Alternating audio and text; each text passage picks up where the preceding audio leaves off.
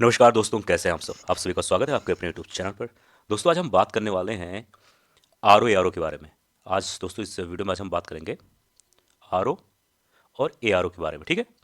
जो कि जैसा आप सभी को पता था कि इसका पेपर 2024 में होने वाला था, लेकिन पेपर किन्हीं कारणों की वजह से, जैसा आप सभी को पता है, कि पेपर टल चुका था और यह पेपर 2025 में होगा, ठीक है? और 2025 में होगा यानी कि आप सभी के पास अच्छा खासा वक्त है।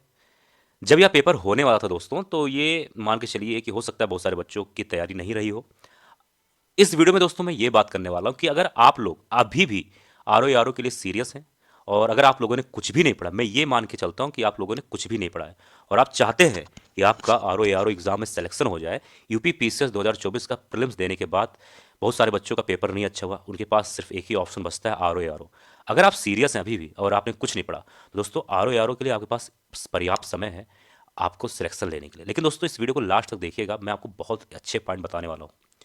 अगर आप इस चीज़ को फॉलो करेंगे तो आपका आराम से आर ओ हो जाएगा। पहले मैं यहाँ ऊपर लिख देता हूँ आर ओ, ठीक है, कि आपको समझ में आए। अच्छा दोस्तों, एक चीज़ तो आप सभी को पता है कि आर ओ का एग्ज़ाम 2025 में होने वाला है और यह पेपर मार्च के लास्ट में या फिर अप्रैल में होगा, यानी इससे पहले पेपर नहीं होने वाला, ये आप सभी को पता है।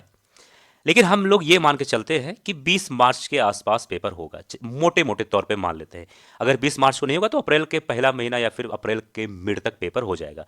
लेकिन हम लोग कम से कम समय मान के चलते हैं क्योंकि हमारे पास ज़्यादा वक्त नहीं है। तो हम मान के चलते हैं कि मान लेते हैं 20 मार्च, 15 मार्च और 20 मार्च के आसपास ही पेपर होगा, ठीक है? अब आइए जानते हैं इस वीडियो में कि हमें क्या पढ़ना है, कैसे पढ़ना है, ठीक है? तो पहले चीज़ ये मान लेते हैं कि पेपर होने वाला है 20 मार्च को, मोटे मोटे तौर पर, ठीक है? तो 20 मार्च को पेपर होने वाला है, तो यानी कि आपके पास मार्च में तकरीबन 17 से 18 दिन एकदम सेफ है, ठीक है? क्योंकि 20 मार्च को पेपर होने वाला है। एक दिन कोई सेंटर के आसपास जाएगा, थोड़ा बिजी रहेगा, तो 17 से 18 दिन आपके पास शेष बचते हैं मार्च में। तो 17 और 18 दिन जो शेष बचते हैं मार्च में दोस्तों, इसको आप भूल जाओ। इसको अभी आप ध्यान में ये रखो कि आपके पास 17-18 दिन है, लेकिन इसको काउंट नहीं करना है, इसको आपको जोड़ना नहीं है। अब इसको कब जोड़ना है मैं अभी बाद में आप सभी को बताऊंगा। आपके पास सिर्फ जनवरी है और फरवरी है। जनवरी में 31 दिन है, इसमें 28 दिन है। मोटे मोटे तौर पे मान लेते हैं कि 60 दिन है आपके पास आर ओ के लिए, ठीक है? आर ओ, ठीक, ओनली 60 डेज। अब 60 डेज में क्या करना है, किस पे फोकस करना है, कौन से सब्जेक्ट पे, इसके बारे में आइए बात कर लेते हैं। 60 डेज है आपके पास, ठीक है? 60 डेज, ऐसे इसको आ, लिख देते हैं। अगर आप लोगों ने यूपी पीसीएस 2024 का प्रीलिम्स दिया होगा तो आप सभी को एक चीज़ ये मालूम हो गया होगा कि आपको प्रैक्टिस अच्छे से करना और रिवीजन बढ़िया से करना है। और आप जो भी पढ़ें उसके बारे में कम से कम थोड़ा डीप नॉलेज होना चाहिए। अगर आप लोगों ने पेपर नहीं दिया तब भी आप पेपर देखिए, उसका लेवल देखिए, आप समझ जाएंगे, ठीक है, कि मैं क्या कहना चाह रहा हूं। और ठीक है, अब इन 60 दिनों में आपको क्या करना है? अब 60 दिनों में दोस्तों आपको करना है प्रिपरेशन भी करना है, प्रिपरेशन, और साथ ही साथ अपने हिसाब से जो भी आपको सही लगे जिस तरीके से नोट्स भी बनाना है। चाहे आप शॉर्ट्स नोट्स बनाइए या फिर जिस तरीके से आप खुद बनाना चाहते हैं, ये सब बातें हम लोग अगले वीडियोस में करेंगे। फिलहाल यहाँ पर हम मोटे मोटे तौर पे बात करते हैं। आप क्या करेंगे 60 दिन में? आपको प्रिपरेशन भी करना है, नोट्स बनाना है, ठीक है? ये पहला काम हो गया। अब आइए कैसे क्या करना है उस पर बात कर लेते हैं। दोस्तों देखिए, वैसे तो अगर बात करें कंपटीशन एग्जाम के बारे में तो बहुत सारी चीजें हैं पढ़ने के लिए, लेकिन आपको हर एक फील्ड में नहीं कूदना है। क्या करना है वो ध्यान से सुनना। आपको मेजर सब्जेक्ट पे ध्यान देना है। मेजर सब्जेक्ट यानी कि क्या हुआ? ऐसे सब्जेक्ट जिसपे बहुत मेहनत ना किया जाए लेकिन नंबर अच्छे से आ जाए, ठीक है? ऐसे सब्जेक्ट जिसका बेसिक सवाल हमेशा पूछा जाता है। ऐसे सब्जेक्ट जो कभी चेंज नहीं होता है। अब वो कौन से हैं, ध्यान से सुनना। पहले हम लोग बात करेंगे, इसको गायब कर देते हैं, अब लिखते हैं। पहले हम लोग बात करते हैं पॉलिटी। पॉलिटी ऐसा सब्जेक्ट है दोस्तों कि इसमें से अगर मान लेते हैं 20 सवाल आता है तो 20 में से 18 सवाल बेसिक ही होते हैं, यानी fundamental rights, directive principal, parliament, president, high court, supreme court, state से संबंधित, यूपीएससी, यूपीपीसीएस, यानी कि संबंधित होते हैं, जो अक्सर पूछे जाते हैं। अब आपको क्या करना है, एक चीज, आप लोग या कोई भी हो, सबसे बड़ी गलती जानते हो क्या करता है?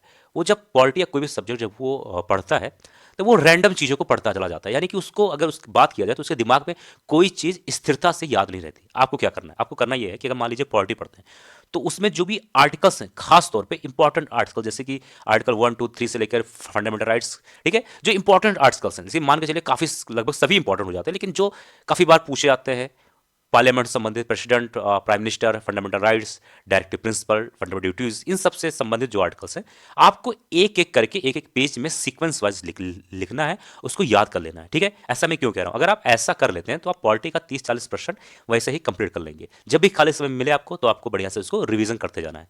तो पहले आपको पॉलिटी पे बढ़िया फोकस करना है। पॉलिटी इसलिए कह रहा हूं कि अगर आप पॉलिटी को बढ़िया से पढ़ लेंगे तो 20 क्वेश्चन हम मानते हैं आता है, तो आप 18 सवाल आराम से कर लेंगे, बेसिक है। ठीक है, लेकिन आपको बढ़िया से याद होना चाहिए, रिवीजन होना चाहिए और लिंक करना आना चाहिए। ठीक है, जैसे मान लेते हैं आर्टिकल है, आर्टिकल 19 है मान लेते हैं, तो आर्टिकल 19 दोस्तों ये फंडामेंटल राइट्स है। अब इसमें कौन से पॉइंट आते हैं, कितने पॉइंट आते हैं, क्या आर्टिकल 19 किसी और चीज में इंपैक्ट डालता है? जैसे मान लीजिए अगर इमरजेंसी लगती है तो उस समय क्या लोगों का फंडामेंटल राइट्स रहता है या नहीं रहता है, जो भी चीजें हैं, तो आपको थोड़ा सा लिंक करना आना चाहिए। ठीक है, अब बात कर लेते हैं हम लोग हिस्ट्री के बारे में।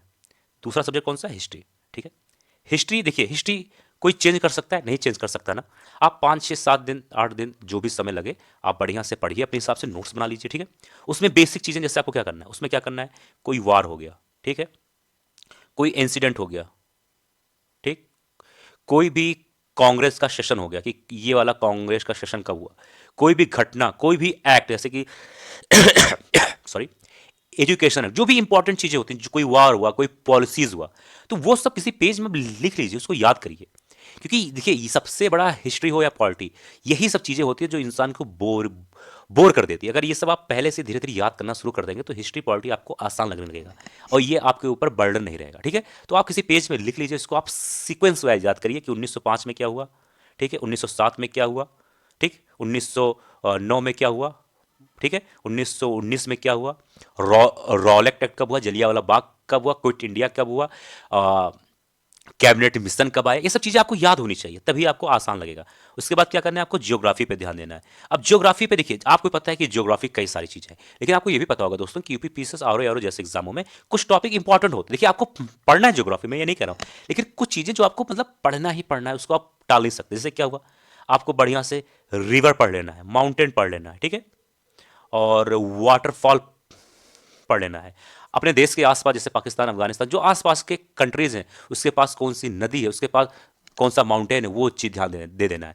और साथ ही साथ दोस्तों यूरोपियन कंट्री की तरफ और उधर अमेरिका की तरफ, ये सब चीजों पे थोड़ा अपने मन से सोचो, किसी के भी बताए हुए उस पर ना चलो, खुद सोचो क्या इंडिया के आसपास, अगर इंडिया में रहते हो तो जाहिर सी बात है इंडिया के आसपास आपको थोड़ी बहुत चीजें नॉलेज होनी चाहिए। तो ऐसी बेसिक चीजों को आपको बढ़िया से पढ़ना है। ठीक है, और इन्वायरमेंट पे आ जाइए और साथ ही साथ साइंस पे।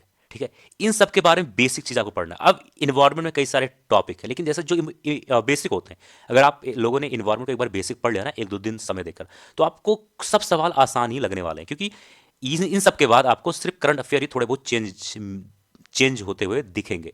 लेकिन जब आपको साइंस और इन्वायरमेंट बेसिक आपको कंप्लीट रहेगा तो आप करंट अफेयर भी आसानी से कर लेंगे। अब इन्वायरमेंट में भी कई सारे टॉपिक हैं, जैसे कि बायोटिक, एबायोटिक और एटमॉस्फेयर के बारे में, इकोसिस्टम के बारे में, कई सारी चीजें हैं जो आपको बेसिक चीजें, बेसिक नॉलेज आपको होना चाहिए और बहुत आसानी से इसका नॉलेज ले सकते हैं। जैसे साइंस में आ जाइए, तो साइंस में दोस्तों क्या आपको जानना है, साइंस में सबसे पहली चीज आपको क्या जानना है, साइंस में बेसिक चीज में बात कर रहा हूँ, साइंस में बेसिक चीज आपको जानना है ह्यूमन बॉडी के बारे में। ह्यूमन बॉडी के बारे में आप हर चीज जान लीजिए। दूसरा चीज वो हो गया दोस्तों, डिजीज के बारे में जान लीजिए, ठीक है, और प्लांट्स के बारे में जान लीजिए। ये सब ऐसी चीजें जो आपको बेसिक, एक बार अगर आप 1 2 दिन समय देकर बढ़िया से पढ़ लेंगे, फिर आपको कोई भी दिक्कत नहीं होने वाला, सवाल चाहे जहां से पूछ ले। ठीक है, अब आपको क्या करना है, अब आपको क्या क्या करना है, आपको पीवाईक्यू मान के चलिए 10 से 15 साल, बहुत सारे टीचर बोलते हैं 30 साल का आप लोग पीवाईक्यू लगाइए। देखिए भैया, स्मार्ट वर्क क्या करो, हार्ड वर्क के चक्कर में मत पड़ा करो।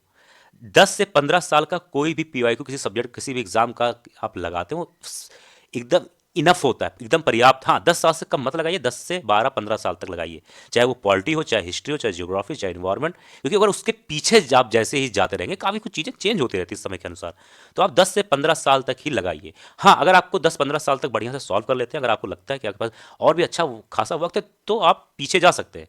नहीं तो आपको ज़्यादा कुछ बहुत पढ़ने की जरूरत नहीं है, आपको सिर्फ रिवीजन की जरूरत है और प्रैक्टिस की जरूरत है। ठीक है, अब आइए क्या बात करते हैं, अब आपको हमें बात करते हैं हिंदी के बारे में।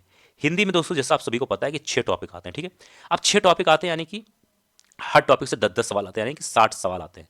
दोस्तों हिंदी का एक काम करिए, एक भाषा में बोलूँ ना, सॉरी, एक भाषा में बोलता हूँ, फाड़ के पी जाओ, घोल जाओ, रट डालो।